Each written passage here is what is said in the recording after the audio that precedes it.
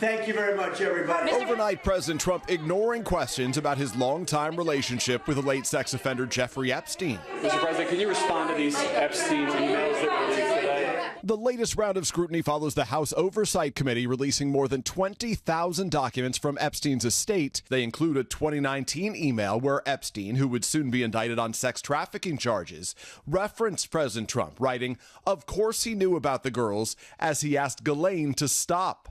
That's a reference to Epstein's former girlfriend and co-conspirator Ghislaine Maxwell, who is currently serving 20 years for charges including conspiring to sex traffic minors. In another email from 2011, Epstein telling Maxwell, "I want you to realize that that dog that hasn't barked is Trump," adding, "A victim, whose name is redacted, spent hours at my house with him." The White House says the redacted victim is Virginia Giuffre, one of Epstein's most prominent accusers, who died by suicide earlier this year, but never accused Mr. Trump of any wrongdoing.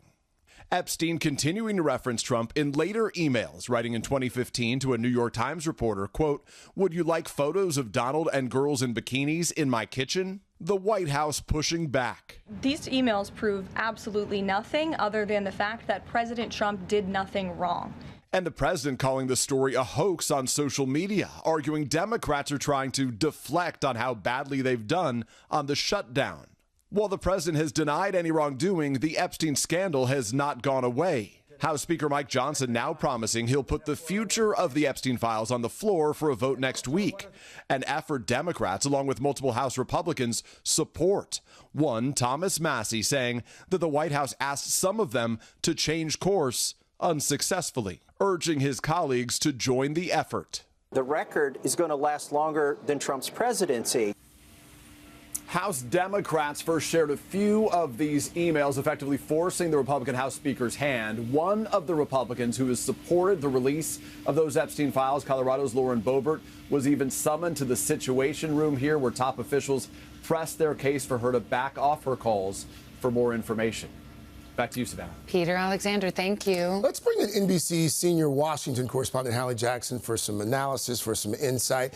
So, I mean, Hallie, this is a controversy that has surrounded the president for some time now. Yeah. Is it different this time with the release of these emails, and what kind of potential fallout could we see?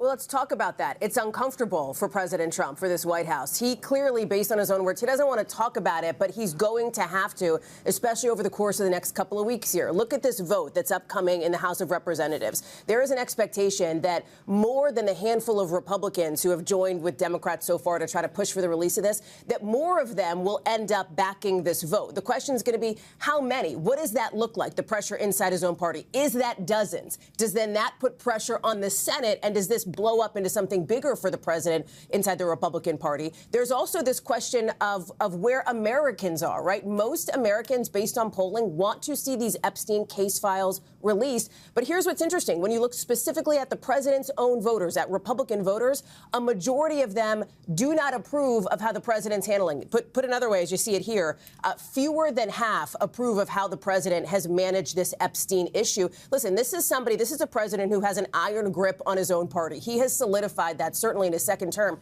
The exception, Craig, is this topic, is the Epstein issue. Which is why, of course, Democrats are pushing it so hard, Hallie. Let's talk about the government shutdown. We can now close the book on the longest shutdown in U.S. history. What have we learned?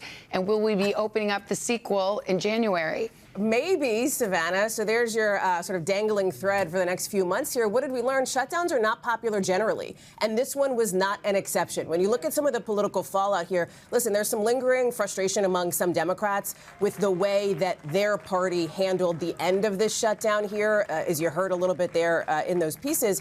But at the same time, when you look at the bigger political takeaway, I've talked with folks on both sides of the aisle who suggest it's going to be this health care issue. When you look at what's going to be talked about in the midterms, it's probably not something that voters are going to be thinking about. Oh, remember that shutdown from last year and the impacts of that. But they may absolutely be thinking about their insurance premiums. If, in fact, this Affordable Care Act tax credit subsidy does expire, how much more they're paying for their health care. That is absolutely something that could be a takeaway come next November, a year from now, Savannah. All right. Hallie, thank you very much. Hey, thanks for watching. And don't forget, you can catch the Today Show every morning on NBC or take Today when you're on the go. Just follow the Today podcast on Apple Podcasts, Spotify, or wherever you listen.